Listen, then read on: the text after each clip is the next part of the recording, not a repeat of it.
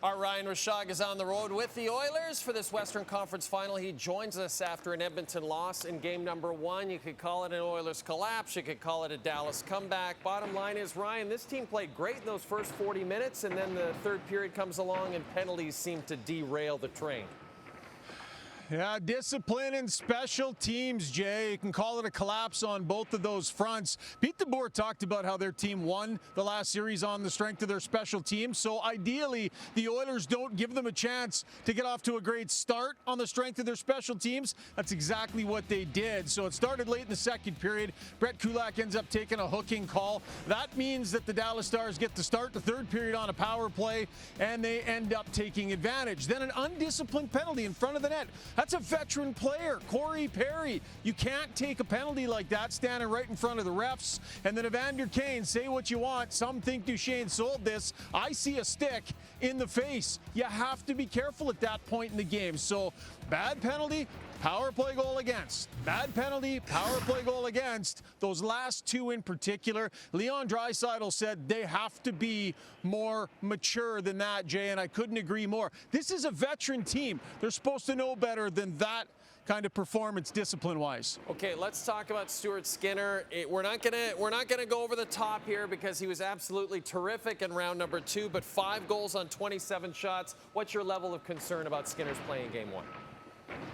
Yeah, well, he's going to have to fight through this. Just like in this game, he needed to do a better job of fighting through some traffic. So back-to-back shutouts, he regains his confidence, he comes in, and he looked pretty good through the first 40 minutes of this game. But he said, like on this one, he admitted, I need to look right sooner. They did a great job of putting bodies in front of him. Look, he admitted, I got to fight through the screens better. I need to do a better job of that. It was a common theme for the Dallas Stars to try and get in front of him. I didn't like that one. I thought he got distracted. He looked over to the referee mid-play and then didn't get across the ice in time, so losing his focus a little bit. The crowd was loud. They were all over him. He definitely lost his focus a little bit in this game. You're not going to hang it entirely around Skinner, not when other players are making the kind of mistakes that they were in that third period, Jay. The Oilers could not get it back on track, Skinner included. We've been talking about a lot of negative things, Ryan. Is there anything positive that this Oiler team can take away as we head to Game 2 on Friday? You know, there was a formula there, Jay. That first 40 minutes at even strength. You know, Chris Knoblauch was kind of rolling his lines. He put all the lines back together from the last series. They looked good. Connor McDavid was blazing out there through the first couple of periods. Leon Draisaitl driving the net and scoring a goal.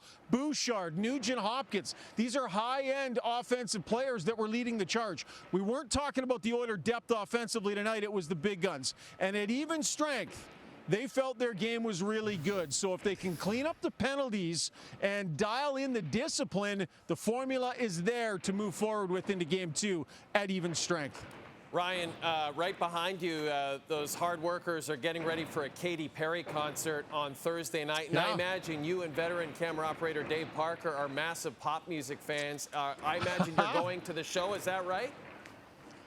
Yeah, so if Parker were here, we absolutely would be going, but our ace cameraman Ryan Vardy out of Calgary is actually on this trip with me, and he's drawn a line in the sand. He has said no Katy Perry, so maybe we'll try and find a round of golf instead. Okay, that's fair. As far as I'm concerned, though, you're a firework, Ryan Rishaug. We'll see you on Friday night. Hey.